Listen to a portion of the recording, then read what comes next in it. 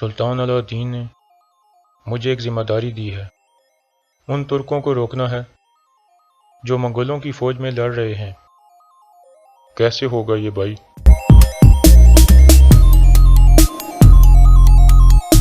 Oghuz Khan کی مہر ہے یہ۔ تو تمہارے پاس اوغوز خان کی مہر ہے۔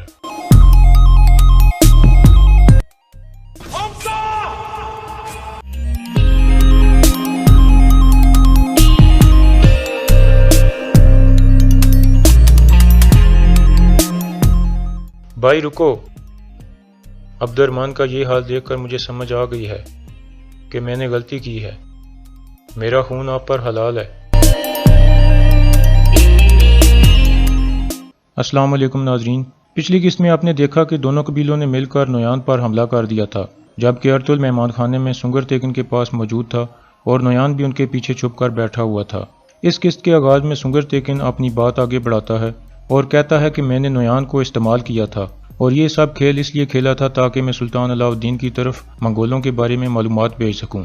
اس معلومات سے ریاست کو بہت فائدہ ہوا اور سلطان علاؤالدین کے لیے فیصلے کرنا آسان ہو گیا تھا۔ لیکن اب یہ سب کچھ ختم ہو چکا ہے۔ اوغیڈے خان کا اگلا ہدف اناتولیا ہے اور اگر وہ اپنے ہتھیار لے کر ادھر آ گیا تو کوئی آدمی بھی زندہ نہیں بچے گا۔ یہ سن کر نویان مسکرانا شروع کر دیتا ہے۔ دوسری طرف تیغن کے سپاہی منگولوں سے لڑ رہے ہوتے ہیں اور کافی سارے منگولوں کو مار دیتے ہیں، لیکن تانگوت بھاگنے میں کامیاب ہو گیا تھا۔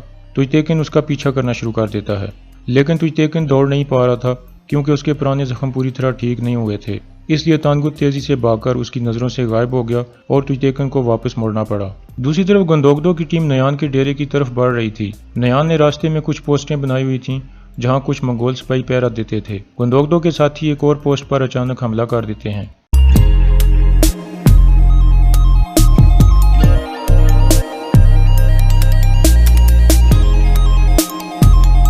اس کے بعد وہ آگے بڑھنے لگے، لیکن ایک منگول سپاہی مرا نہیں تھا اور ایسے ظاہر کر رہا تھا جیسے وہ مر گیا ہو۔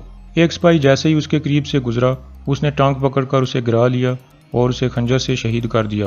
گندوگدو نے فوراً اپنا خنجر پھینک کر اس کو مار دیا۔ اس کے بعد وہ دوبارہ آگے بڑھنے لگتے ہیں۔ دوسری طرف سنگر تیغن ارطغرل کو کہتا ہے، میری ایک آخری ذمہ داری ہے، اسی لیے میں نے تمہیں یہاں بلایا تھا۔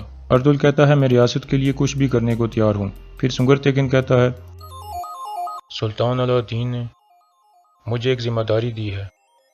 ان ترکوں کو روکنا ہے جو منگولوں کی فوج میں لڑ رہے ہیں۔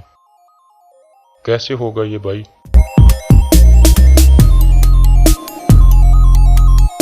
اوغوز خان کی مہر ہے یہ۔ تو تمہارے پاس اوغوز خان کی مہر ہے۔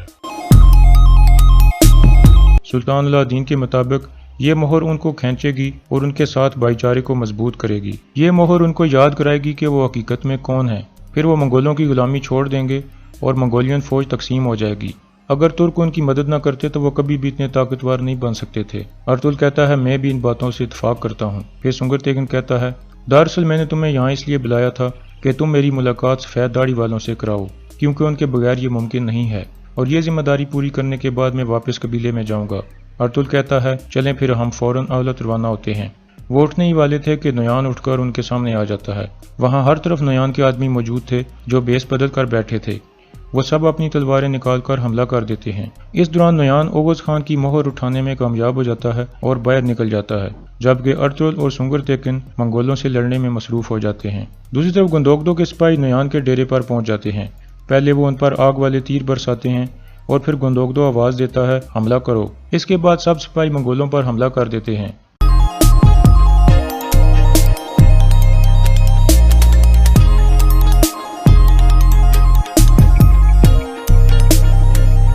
دوسری طرف ارطغرل اور سنگر تیغن بھی لگاتار منگولوں کو مار رہے ہوتے ہیں، جبکہ نویان مہر لے کر وہاں سے بھاگنے جا رہا تھا، لیکن اتنے میں ارطغرل بھی اندر سے آ جاتا ہے۔ نویان گھوڑے پر سوار ہو جاتا ہے اور مہر اس کے ہاتھ میں تھی۔ ارطغرل نے فوراً اپنا خنجر اس کی طرف پھینکا جو سیدھا اس کے ہاتھ پر لگا اور مہر نیچے گر گئی۔ نویان کا ہاتھ زخمی ہو گیا اور وہ بھاگ گیا۔ ارطغرل نے مہر اٹھائی اور دوبارہ اندر کی طرف چلا گیا۔ اندر سنگر تیغن منگولوں سے لڑنے میں مصروف تھا۔ دوسری طرف گندوگدو کے ساتھیوں نے نویان کے ڈیرے پر سب منگولوں کو مار دیا اور وہاں مکمل کنٹرول حاصل کر لیا۔ اس کے بعد گندوگدو حمزہ کی طرف بڑھتا ہے۔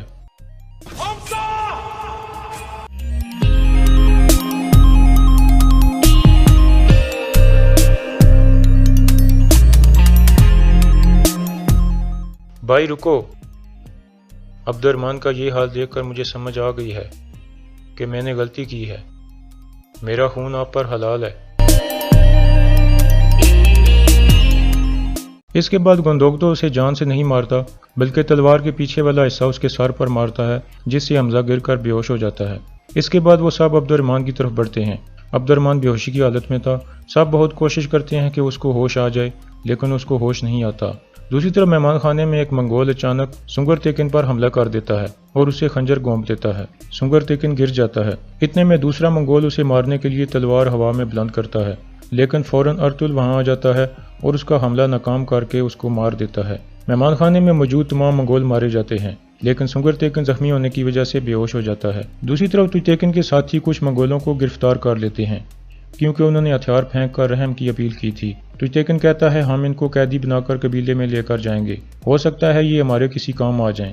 اس کے بعد وہ جیت کی خوشی میں اللہ اکبر کے نعرے لگاتے ہیں۔ دوسری طرف قبیلے میں تاجر افراسیاب کا آدمی سونا لے کر پہنچ جاتا ہے۔ افراسیاب اس سے پوچھتا ہے نیان کے بارے میں کوئی خبر ہے؟ وہ آدمی کہتا ہے کوئی خبر نہیں ہے۔ افراسیاب اسے کہتا ہے ٹھیک ہے، تم قبیلے میں ہی رہو اور میرے اگلے حکم کا انتظار کرو۔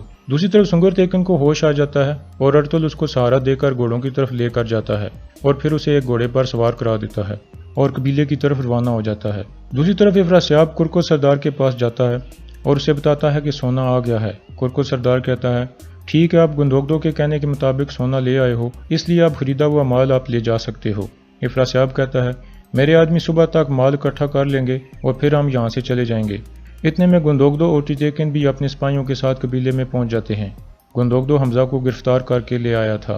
قبیلے کے لوگ اس کی طرف پتھر پھینکتے ہیں اور غدار غدار کے نعرے لگانے لگتے ہیں، جبکہ گندوگدو اور دوسرے سپاہی لوگوں کو روکنے کی کوشش کرتے ہیں۔ پھر گندوگدو سب سے مخاطب ہو کر کہتا ہے حمزہ میرا سپاہی ہے اور میں قبیلے کے سپاہیوں کا انچارج بھی ہوں، اس لیے اس کو سزا دینے کا حق صرف مجھے ہے، جس کے بعد لوگ رک جاتے ہیں۔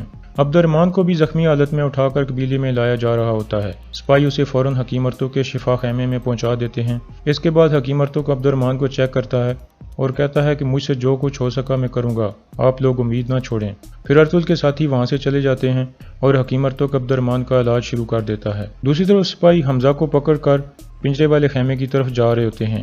اس دوران حمزہ کی نظر تاجر افراسیاب پر پڑتی ہے اور وہ چونک جاتا ہے کیونکہ افراسیاب کو اس نے نیان کے ڈیرے پر دیکھا تھا۔ اس کے بعد حمزہ کو قبیلے کی جیل میں بند کر دیا جاتا ہے۔ تاجر افراسیاب بھی حمزہ کو دیکھ کر سمجھ جاتا ہے کہ نیان کے ڈیرے پر حملہ ہوا ہے۔ اس کے بعد گندوگدو اور ٹویتیکن کرکو سردار کے خیمے میں جاتے ہیں جہاں حائمہ خاتون بھی موجود ہوتی ہیں۔ کرکو سردار کہتا ہے اللہ کا شکر ہے کہ اس نے ہمیں جیت نصیب کی۔ گندوگدو کہتا ہے بالکل، ہم جیت کے آئے ہیں لیکن ہم نیان کو نہیں پکڑ سکے۔ کرکو سردار کہتا ہے اگر آپ ایسے ہی شیروں کی طرح کھڑے رہو گے تو اللہ کی مدد سے ایک دن اس کی بھی لاش لے کر ضرور آؤ گے۔ حائمہ خاتون کہتی ہیں نیان اب آسانی سے اپنے آپ کو سنبھال نہیں سکے گا۔ اس کے بعد وہاں موجود جرگے کے لوگ گندوگدو زندہ باد اور ٹویتیکن زندہ باد کے نعرے لگانے لگتے ہیں اور یہاں اس قسط کا اختتام ہو جاتا ہے۔